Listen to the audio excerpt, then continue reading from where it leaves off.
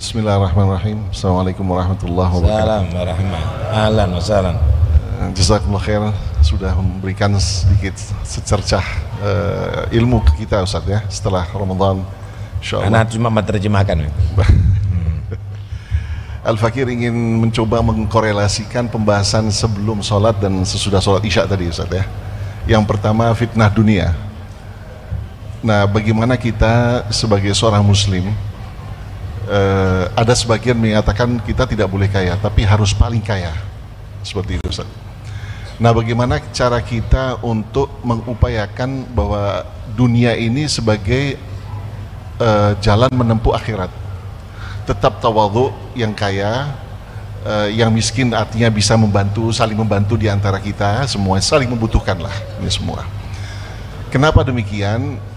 Al-Fakir melihat gini Ustaz, apakah dikarenakan karena dunia menjadi tujuan hidup bagi sebagian besar umat Islam sehingga terjadinya pertikaian sekarang, persatuan tidak terjadi di antara kita, bahkan permusuhan, bahkan ada saudara kita yang disakiti, saudara yang lain di belakang melihat itu gitu, dan tega melihat itu gitu, tidak ada kepedulian terhadap mereka semua gitu. Nah, ini kira-kira agar kita tidak jatuh dalam kubangan tadi ya, fitnah dunia, dunia ini sebagai tujuan hidup kita, mungkin Ustaz bisa memberikan arahan-arahan sehingga kita tidak terjebak itu Ustaz. Wallahu a'lam bishawab. Assalamualaikum warahmatullahi wabarakatuh. Bukan kita dilarang untuk bekerja atau menjadi kaya. Kita jangan salah paham tadi. Kita tadi itu dilarang cinta dunia. Kaya tapi jangan cinta dunia. Hah? Kerja tapi bukan karena cinta dunia. Nah, gimana untuk membedakan ini cinta dunia apa enggak? Kan gitu ya. Masih ada enggak cinta dunia di kita ini? Apa enggak ada? Likai la tafrahu bima atakum, likai la ta'sau ala ma fatakum, la tafrahu bima atakum. Kalau kepingin kita tahu kita ini cinta dunia apa enggak, kalau kehilangan dunia kita enggak sedih. Kalau datang dunia kita nggak lupa darat dalam berbahagia. Kira-kira kalau sekarang ada yang ngasih 1 M, langsung bubar nggak majelis ini? Huh? Kira-kira kalau misalnya ada kabar duitnya 1 M hilang misalnya, kira-kira susah kita Pak. Alah, inilah masih ada hubud dunia ini berarti. Tapi mereka datang oke, nggak datang nggak apa-apa. Datang dijadikan bahan untuk syukur, nggak datang dijadikan bahan untuk sabar. Wah, itu hebat itu. Nah, itu hebat. Itu tidak ada cinta dunia. Nah, itu tidak. Kita dilarang untuk cinta dunia. Jadi bukan untuk jadi nggak boleh kaya orang Islam, ya nggak maju orang Islam loh. Maju tak banyak hartanya kaya, banyak yang kaya tapi bakhil semuanya. Apanya? Lah ente kaya tapi jangan bakhil, jangan cinta dunia. Nah, sehingga mau peduli dengan yang lainnya. Begitu nggak apa-apa. Ente bekerja tapi monopoli, menjatuhkan kan yang lainnya. Apa fungsinya? Jahat jadinya. Silakan bekerja. Tapi kamu tadi itu tidak cinta dunia. Kenapa? Ambil keuntungan gak banyak, nolong orang gitu. Nah, jangan nanti bekerja tapi dolim, menindas, merampas. Itu yang dimaksud. Nah, itu yang dimaksud. Kemudian yang terjadi ini apa karena cinta dunia? Iya. Ada satu hadis Nabi menyatakan gini,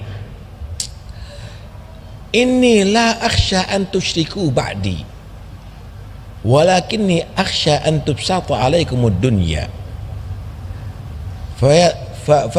fatanafasuha